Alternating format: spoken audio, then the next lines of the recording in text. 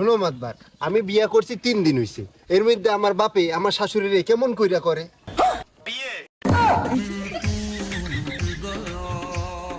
সকালে লাত্তি দিয়া তোর ডেকে মই ভাত কাপুর চাই।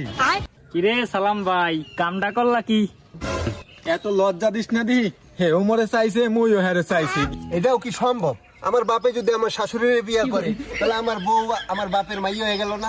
আর আমি তো হের আগের থেকে পোলা আছি, তাহলে আমার বউ আর আমি ভাই বোন হয়ে গেলাম না? হে প্রভু, তাইলে তো সম্পর্কের মধ্যে করাত বাদ যে। এ মনি, একটু মানাই শোনাই নে না। কেমনে মানায় নিমু? আমার শ্বশুর বাড়ি, আমার বউর শ্বশুর বাড়ি একই জায়গায়। শুধু কি তাই, আমার বাপের শ্বশুর বাড়ি, আমার শ্বশুর বাড়ি তাও এক জায়গায়।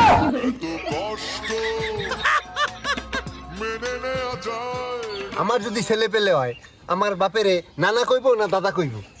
আমার বাপের যদি ছেলে পেলে হয়, আমারে কি মামা কইব না দুলাভাই কইব? তো মহাবিপদে পড়লাম। এর আগে তো এরকম সালিশি আমার একটাও বাজে নাই। ও মাতাব্বার, তা নইলে বাদই দিলাম। আমার বাপের কি আমি আব্বা বলামো না শ্বশুর বলামো? এ আমি কি কঠিন প্রশ্নের সম্মুখীন হলাম রে। এ গেদু, তুই নাইলে একবার ডেডি ক। আমি না হয় ডেডি কইলাম, আমার বউ আমার আব্বারে কি শ্বশুর কইবে না আব্বা কইবে? আর যে কুলাইতে পারলাম না।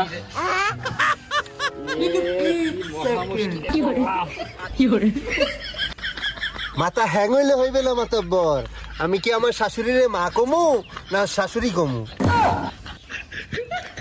এবার তুই একটা কাম কর, একবার তুই মাম্মি ডার্লিং ক।